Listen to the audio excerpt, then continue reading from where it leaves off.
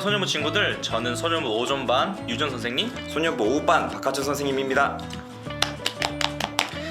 하른 선생님, 저희가 지금 이 영상을 지금 같이 왜 찍고 있는 건가요? 저희가 이번에 고난주간을 맞아 다 함께 성경통독을 해볼 건데요. 혹시 고난주간 지원 선생님 뭔지 아실까요? 아, 고난주간이요? 고난주간이란 그 예수님이 저희를 위해서 이제 고난 받으시고 이 십자가에 이제 매달려 돌아가신 그 주를 기념하기 위한 주간으로 제가 알고 있어요. 맞습니다. 저도 그렇게 알고 있었는데요. 혹시 그러면 저희가 성경통독을 어디를 할지 그거는 알고 계실까요? 성경통독, 보통 성경통독이라면 창세기? 아, 쉽게도 아닙니다. 그렇다면 혹시 소녀부 친구들은 아실까요? 맞습니다. 맞네요, 마가복음이었네요. 맞아요. 저희가 마가복음을 1장부터 3장까지 읽어볼 겁니다. 아, 그러면 1절은 제가 읽고 2절은 소년부 친구들은 저와 함께 2절부터 같이 읽어주시면 됩니다. 네. 지금 성경책을 가져와서 마가복음 1장 1절을 펴주시기 바래요. 네, 그러면 소녀부 친구들은 하준쌤과 같이 읽어주시면 되고 저는 1절부터 이제 성경 읽기 시작해보도록 하겠습니다. 하나님의 아들이신 예수 그리스도의 복음은 이렇게 시작되었습니다. 이사야 예언자의 글에 이렇게 쓰여 있었습니다. 보아라, 내가 내 앞에 사자를 보낸다. 그가 내 길을 준비할 것이다. 광야에서 외치는 자의 목소리가 들린다. 주님의 길을 준비하여라. 그분의 길을 곧게 펴라. 세례자 요한이 광야에 나타나서 죄 용서를 위한 회개의 세례를 표현하였습니다. 그래서 온 유대 지방 사람들과 예루살렘 사람들이 요한에게 나아갔습니다. 그들은 자신들이 지은 죄를 고백하고 요단강에서 요한에게 세례를 받았습니다. 요한은 낙타털로 만든 옷을 입고 허리에는 가죽띠를 띠고 메뚜기와 들꿀을 먹었습니다. 요한은 사람들에게 이렇게 선포하였습니다. 나보다 더 강하신 분이 내 뒤에 오신다. 나는 그분 앞에 꿇어앉아 그분의 신발끈을 풀기에도 부족하다. 나는 너희에게 물로 세례를 주지만 그분은 너희에게 성령으로 세례를 베푸실 것이다. 그때 예수님께서 갈릴리에 있는 나사렛 마을에서 요단강으로 오셔서 요한에게 세례를 받으셨습니다. 예수님께서 물에서 나오실 때 하늘이 열리는 것을 보셨습니다. 그리고 성령님께서 비둘기처럼 자신에게 내려오는 것을 보셨습니다. 하늘에서 너는 내 사랑하는 아들이다. 예수님께서는 40일 동안 광야에서 사탄에게 시험을 받으셨습니다. 그때 들신들과 함께 계셨는데 천사들이 와서 예수님을 돌보아드렸습니다. 요한이 감옥에 갇힌 뒤 예수님께서는 갈릴리로 가셔서 하나님의 복음을 전하셨습니다. 예수님께서는 때가 되었다. 하나님 나라가 가까이 왔다. 회개하고 복음을 믿어라 하고 말씀하셨습니다. 예수님께서 갈릴리 호숫가를 지나시다가 시몬과 그의 동생 안드레를 보셨습니다. 그들은 어부였는데 호수에 그물을 던지고 있었습니다. 예수님께서 나를 따르라. 내가 너희를 사람을 낚는 어부로 삼겠다 하고 말씀하셨습니다. 그러자 시몬과 안드레는 얼른 그물을 놔두고 예수님을 따랐습니다. 예수님께서 조금 더 가시다가 세베대의 아들 야고보와 그의 동생 요한을 보셨습니다. 그들은 배에서 그물을 깁고 있었습니다. 예수님께서 그들을 부르시자 그들은 아버지 세베대와 일꾼들을 배에 남겨두고 예수님을 따라 나섰습니다. 예수님과 제자들이 가버나움으로 가셨습니다. 안식일에 예수님께서 회당에 들어가셔서 가르치기 시작하셨습니다. 거기에 있는 사람들이 예수님의 가르침을 듣고 놀랐습니다. 그것은 율법학자들과는 달리 예수님께서는 권위 있는 분처럼 가르치셨기 때문입니다. 회당에 더러운 귀신이 들린 사람이 있었습니다. 그가 소리쳤습니다. 나사렛 예수여, 당신과 우리들이 무슨 상관이 있습니까? 우리를 없애려 오셨습니까? 나는 당신이 누군지 압니다. 바로 하나님께서 보내신 거룩하신 분입니다. 예수님께서 조용히 하고 그 사람에게서 나가라 하시며 그를 꾸짖으셨습니다. 그 더러운 귀신이 그 사람에게 발작을 일으켰습니다. 그리고 큰 소리를 지르면서 그 사람에게서 나왔습니다. 사람들은 모두 놀라서 이게 어찌된 일이냐? 이것은 권위가 있는 새로운 교훈이다. 저 사람이 더러운 귀신에게 명령을 하니 그것들이 복종하는구나 라고 하며 자기들끼리 서로 물었습니다. 그래서 예수님에 대한 소문이 갈릴리 모든 곳으로 빠르게 퍼져나갔습니다. 예수님과 제자들이 회당에서 나온 뒤에 곧바로 야고보, 요한과 함께 시몬과 안드레의 집으로 갔습니다. 시몬의 장모가 열이 나서 누워 있었습니다. 사람들이 바로 이 사실을 예수님께 말씀드렸습니다. 예수님께서 시몬의 장모에게로 가서 손을 잡고 이렇게 세우셨습니다. 그러자 바로 열이 내렸습니다. 시몬의 장모는 예수님을 섬겼습니다. 그날 저녁 해가 지자 사람들이 모든 병든 사람과 귀신 들린 사람들을 예수님께 데리고 왔습니다. 온 마을 사람들이 문 앞에 모여들었습니다. 예수님께서는 온갖 환자들을 다 고쳐주셨습니다. 그리고 많은 귀신들을 내쫓으셨습니다. 예수님께서는 귀신들에게 아무런 말도 하지 못하도록 하셨습니다. 그것은 그들이 예수님이 누구신지 알고 있었기 때문입니다. 어둠이 채 가시지 않은 아침에 예수님께서 일어나셨습니다. 그리고 조용한 곳으로 가셔서 기도하셨습니다. 시몬과 그의 친구들이 예수님을 찾으러 왔습니다. 그들은 예수님을 찾자 모든 사람들이 선생님을 찾고 있습니다. 라고 말했습니다. 예수님께서 대답하셨습니다. 근처에 있는 다른 마을로 가자. 거기서도 내가 전도할 것이다. 내가 바로 그것을 위해서 왔다. 예수님께서는 갈릴리 모든 곳을 다니셨습니다. 회당에서 말씀을 전하시고 귀신들을 내쫓으셨습니다. 어떤 문둥병 환자가 예수님께 와서 무릎을 꿇고 간청했습니다. 선생님께서 원하시면 저를 깨끗하게 하실 수 있습니다. 예수님께서 그 사람을 불쌍히 보셨습니다. 그래서 손을 내밀어 그를 만지시며 말씀하셨습니다. 내가 원하니 깨끗해져라. 그러자 바로 문둥병이 떠나고 그가 나았습니다. 예수님께서 그에게 단단히 이르시고 보내셨습니다. 아무에게도 이 일을 말하지 마라. 다만 가서 제사장에게 내 몸을 보여주어라. 그리고 내가 깨끗해진 것에 대하여 모세가 명령한 예물을 드려서 사람들에게 증거로 삼아라. 그러나 그 사람은 가서 이 사실을 주저하지 않고 말하여 소문을 냈습니다. 그래서 예수님께서는 마을에 드러나게 들어가실 수 없을 정도가 되었습니다. 예수님께서는 사람이 없는 곳에 머무셨습니다. 그래도 사람들은 예수님이 계신 곳이라면 어디든지 상관하지 않고 사방에서 몰려들었습니다. 2장 1절 제가 바로 읽겠습니다. 며칠 뒤에 예수님께서 가버나움으로 돌아오셨습니다. 예수님께서 집에서 계신다는 소문이 펴졌습니다. 그러자 많은 사람들이 모여들어 가득 찼습니다. 심지어 문 밖에도 서 있을 곳이 없었습니다. 예수님께서 그들에게 말씀하셨습니다. 4명의 사람들이 예수님께 중풍병자를 환자를 데리고 왔습니다. 이들은 사람들 때문에 예수님께 들어갈 수가 없었습니다. 그래서 예수님이 계신 곳의 지붕을 뜯어냈습니다.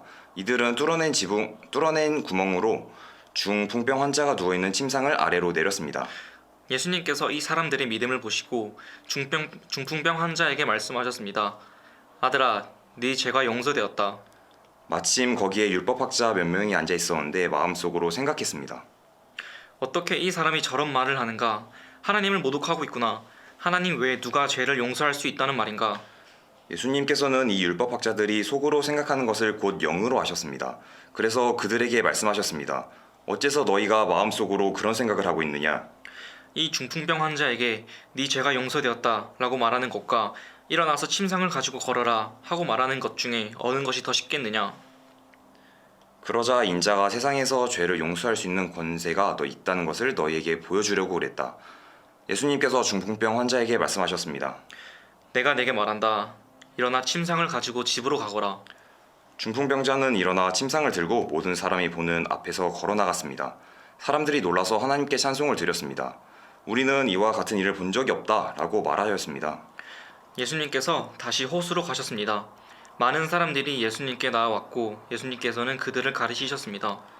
예수님께서 호숫가 위를 걸으시다가 알페오의 아들 레위가 세관에 앉아 있는 것을 보셨습니다. 예수님께서 그에게 말씀하셨습니다. 나를 따라오너라. 그러자 레위는 일어나서 예수님을 따랐습니다. 예수님께서 레위의 집에서 식사를 하고 계실 때였습니다. 여러 세례들과 죄인들이 예수님과 그 제자들과 함께 식사를 하고 있었습니다. 왜냐하면 이런 사람들이 예수님을 많이 따랐기 때문입니다. 바리새파 율법 학자들이 예수님께서 세리들과 죄인들과 함께 식사하시는 것을 보고 제자들에게 물었습니다. 어째서 너희 선생님은 세리와 죄인들과 먹고 마시느냐? 예수님께서 이 말을 들으시고 그들에게 말씀하셨습니다. 건강한 사람에게는 의사가 필요 없고 병든 사람에게 의사가 필요한 것이다. 나는 의로운 사람을 부르러 온 것이 아니고 죄인들을 부르러 왔다. 요한의 제자들과 바리새파 사람들은 금식을 하였습니다. 사람들이 와서 말했습니다. 요한의 제자들과 바리새파 사람의 제자들은 금식을 하는데 어째서 선생님의 제자들은 금식을 하지 않습니까? 예수님께서 대답하셨습니다. 신랑의 친구들이 신랑과 함께 있을 때 금식을 하지 않는다. 그렇지 않느냐? 신랑이 자기들과 함께 있는 한 그들은 금식하지 않는다. 그러나 신랑을 빼앗길 날이 올 것이고 그날에 금식을 하게 될 것이다. 그 누구도 낡은 옷에 새 천조각을 대고 깁지 않는다. 만일 그렇게 하면 새로 낸 조각이 낡은 옷을 당겨 더욱 못 쓰게 될 것이다. 또한 그 누구도 낡은 술 부대에 새 술을 보관하지 않는다. 만일 그렇게 하면 술이 그 부대를 터뜨려 술과 함께 술 부대가 다 못 쓰게 될 것이다. 새 술은 새 부대에 넣어야 한다. 안식일에 예수님께서 밀밭 사이를 지나가실 때였습니다. 제자들이 길을 내면서 밀 이삭을 잘랐습니다. 바리새파 사람들이 예수님께 말했습니다. 보십시오. 어째서 선생님의 제자들은 안식일에 율법을 어깁니까? 예수님께서 대답하셨습니다. 다윗과 그 부하들이 배가 고파 먹을 것이 필요했을 때 다윗이 어떻게 했는지 읽어보지 않았느냐?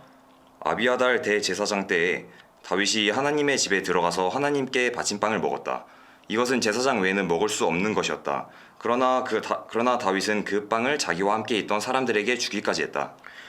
예수님께서 바리새파 사람들에게 말씀하셨습니다. 안식일은 사람을 위해 생긴 것이지 사람이 안식일을 위해 생긴 것이 아니다. 그러므로 인자가 안식일의 주인이다. 예수님께서 회당에 들어가셨습니다. 거기에는 손이 오그라진 사람이 있었습니다. 사람들은 예수님을 고발하려고 예수님께서 안식일에 그 사람을 고쳐주시는지 지켜보고 있었습니다. 예수님께서 손이 오그라진 사람에게 말씀하셨습니다. 일어나서 나오너라. 그리고 그들에게 물으셨습니다. 안식일에 좋은 일을 하는 것이 옳으냐? 나쁜 일을 하는 것이 옳으냐? 사람의 생명을 살리는 것이 옳으냐? 죽이는 것이 옳으냐?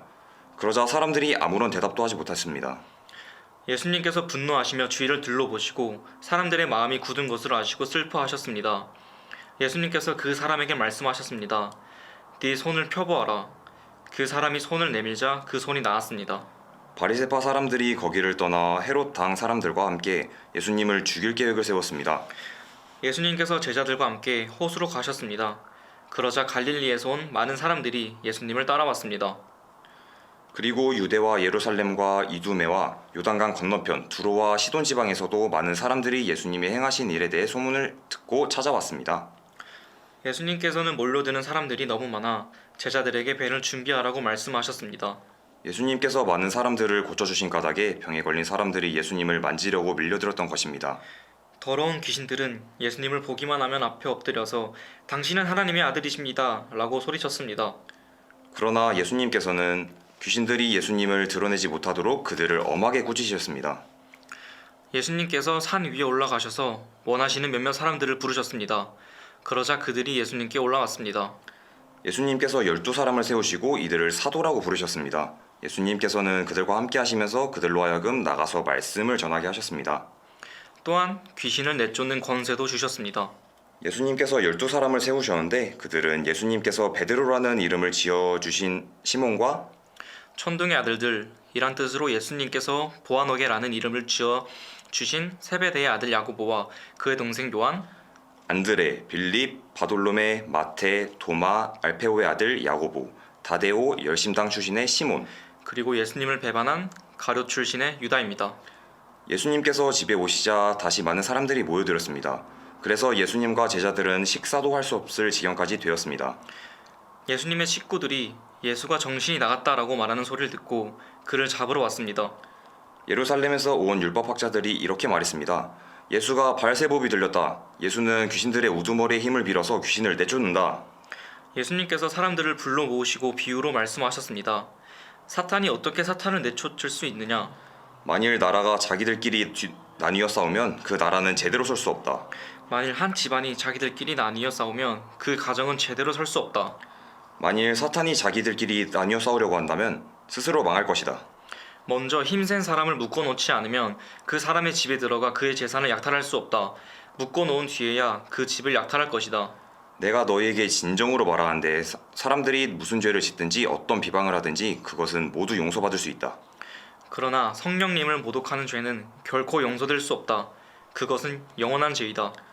이 말씀을 하신 것은 율법학자들이 예수님께 더러운 귀신이 들렸다고 말했기 때문입니다.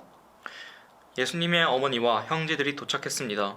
그들은 밖에 서서 사람을 보내 예수님을 불렀습니다. 사람들이 예수님 주위에 앉아 있다가 예수님께 말했습니다. 보십시오. 선생님의 어머니와 형제들이 밖에서 선생님을 찾고 있습니다. 예수님께서 대답하셨습니다. 누가 나의 어머니이고 누가 나의 형제이냐? 주위에 앉아 있는 사람들을 둘러보시며 말씀하셨습니다. 보아라, 내 어머니와 형제들이다. 누구든지 하나님의 뜻대로 행하는 사람이 나의 형제와 자매이며 또한 어머니이다. 아멘. 네, 저희가 이렇게 1장에서 3장까지 한번 읽어봤는데 하준쌤 혹시 읽어보시면서 뭐 느낀 점이라든가 감명 깊은 그런 말씀이 있으셨을까요? 저는 느낀 점이 하나가 있었습니다. 이제 하나님이 많은 병들을 가진 사람들을 고쳐주시는데 저는 이러한 부분에서 이제 몇 가지 느낀 점이 있습니다. 하나님께서는 이제 외적으로도 힘든 부분도 고쳐주시지만 이제 심적으로 힘든 부분도 고쳐주시기에 능한 분이시라는 건데요. 이제 그렇기 때문에 저는 이제 소년부 친구들도 조금 더 하나님을 의지하며 조금 더 묵상하는 시간을 많이 가졌으면 좋겠다라고 조금 생각을 해봤습니다. 혹시 지원 선생님은 느끼신 점이 있으실까요? 네, 저도 비슷한데 저는 1장 40절 말씀에서 이 문둥병 환자가 예수님께 와서 이제 무릎을 꿇고 간청했을 때 선생님께서 원하시면 저를 깨끗하게 하실 수 있습니다라는 이제 말을 하면서 치유받는 거를 이제 보여주고 있는데요.